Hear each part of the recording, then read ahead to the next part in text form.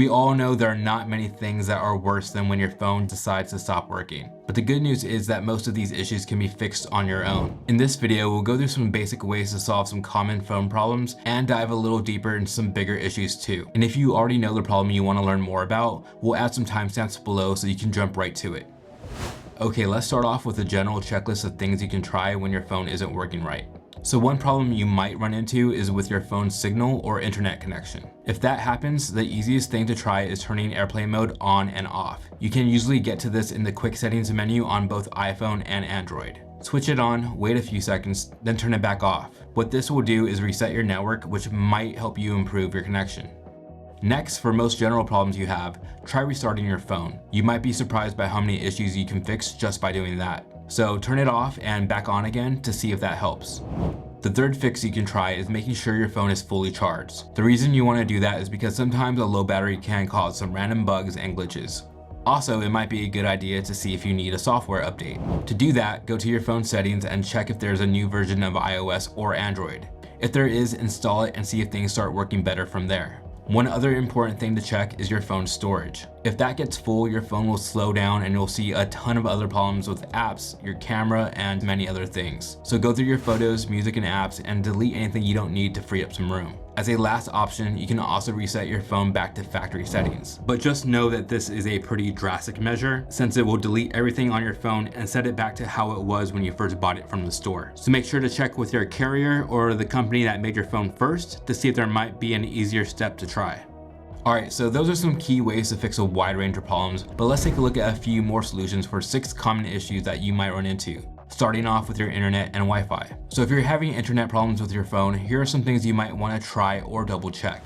If your phone isn't connected to Wi-Fi, go into your settings to make sure that your phone's mobile data is still turned on. If it is, reset your connections by turning airplane mode on for at least 10 seconds before turning it off again. You might also want to try restarting your phone or taking your SIM card out and putting it back in.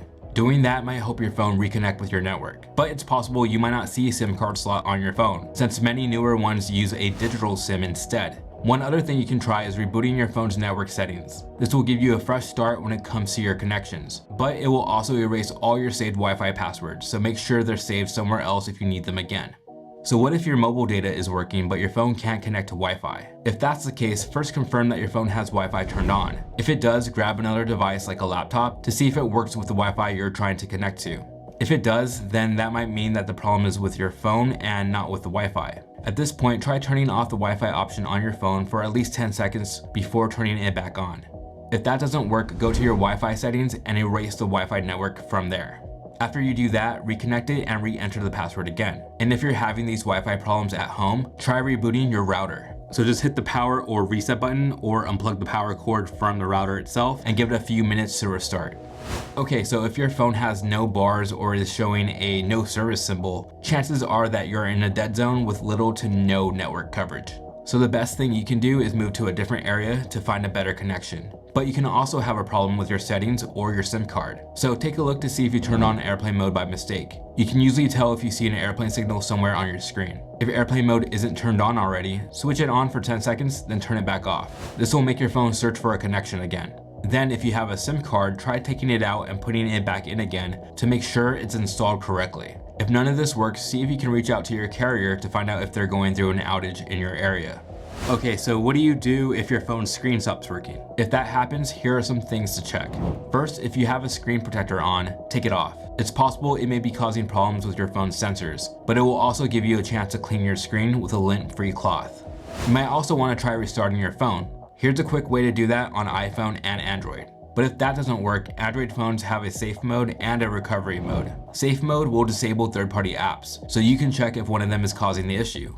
Recovery mode lets you clear your phone's cache or do a factory reset. But if you go that route, make sure you back up your data first.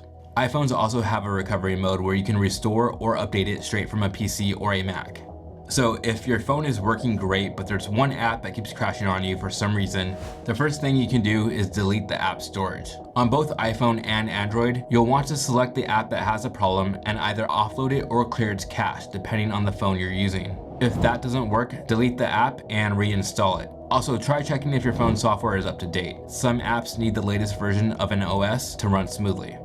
While there aren't too many options for you to try if your phone's sound isn't working, there are some basic things you can try out. Press the volume up button a few times to make sure the volume isn't turned all the way down. If that doesn't work, look in your settings to see if you accidentally turned on Do Not Disturb, which can mute some calls and notifications on your phone. Also, you'll want to make sure your phone isn't connected to another Bluetooth device. You might think your phone's sound isn't working when it's actually connected to some headphones you left in another room. One last thing to check is your phone case. Is it the right fit? It's possible it might be blocking the speakers at the top or bottom of your phone. Okay, if you're still having phone issues, it might be time to call in some extra help, whether that's a repair shop, your carrier, or the company that made your phone. But if you think you're ready for an upgrade, Navi can help you out with our phone deal finder. By answering just a few questions about what you're looking for, we'll help you compare all the best deals on the smartphone you want. If you're looking to switch to a new network, Navi's Plan Finder can help you too, by comparing plans from all the top carriers so you can find the one that best fits your needs. Links to both will be in the description.